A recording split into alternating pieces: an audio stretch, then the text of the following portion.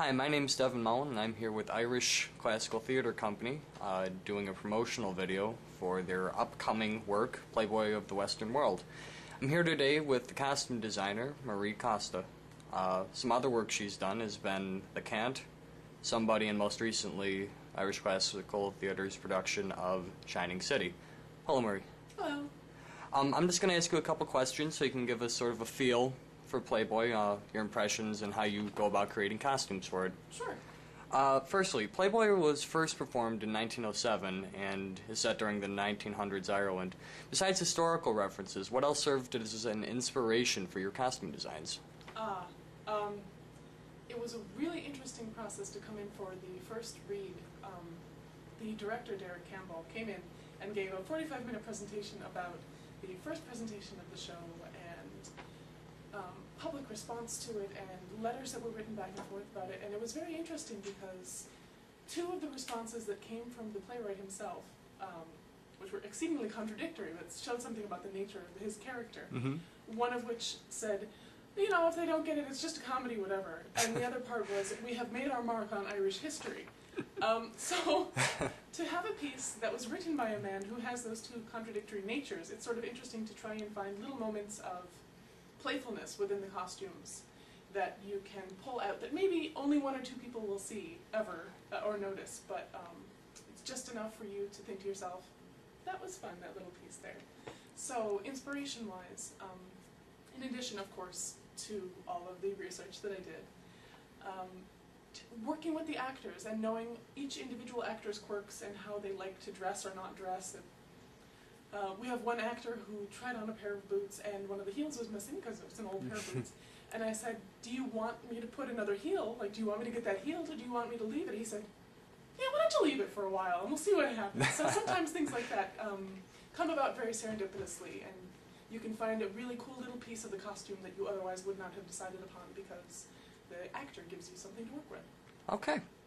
In theatrical works, it's important not only for the actors to create their own characters, but also for the costumes they wear to add to their characters, you previously mentioned. Mm-hmm. What are some other examples of how you've sort of tailored costumes to reflect character personalities and idiosyncrasies? Particularly with this production, our actress playing Piggy and Mike, Cassie Gornowitz, has this gorgeous, she's got beautiful hair, she's fantastic, over the moon. And you look at her and you think, God, I wish I could have hair like that. But one of the things that we can do with her, we can alter the way that she looks on a very superficial but very effective level just by changing the way we have her hair. So Susan Droz, who is our hair and makeup designer, came in last night and we were playing around with a couple things, and just changing the way her hair is pulled up in a half ponytail makes a tremendous difference both for the look and for the character herself, because you feel different when your hair looks a different way. So Absolutely. Things like that are interesting. Yeah. And now for a more simpler one. Sure. What was your favorite thing about designing costumes for Playboy? Our director, Derek Campbell, has such a precise and intelligent vision when he works on any given project. I've worked with him on a couple different things now. And on any given project, when you come into the room and you say, Derek, I was thinking about this, he has an immediate, oh yes, that's great, that's wonderful, that's marvelous, I really love the detail there. Or on the other side of things, oh, I don't think that's going to work at all. And you have, it's a tremendous gift as a designer because you can move forward from that point knowing that you have someone who A, supports your ability to create, and B, has given you a very specific view of the world. So it's very freeing being given specific knowledge.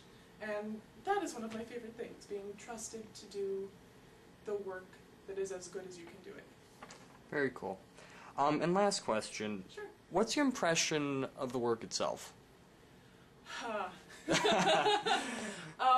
Well, it's a very dark comedy. It's written as a very dark comedy, and in the hands of skilled actors, it can be tremendously funny. When we had our first read-through, it was difficult for me to control my laughter at some points during the evening, and I do have a very distinctive laugh, so I tried to muffle it a little bit. What is my impression of the work? I think it's very interesting. I think the period in which it was written and the period in which it is set were incredibly important for the Irish people, and I think that it serves the purpose of bringing to light some very interesting societal, what's the word? Some very interesting societal double standards, and bringing them to light in such a way that you are both amused and made to think simultaneously. It's not a play that you will leave going, oh, that was... It's something that's amusing but intellectually stimulating as well. So, I like it. Excellent. Well, you heard it here from Marie Costa. This work is both interesting and thought-provoking. And funny. And funny.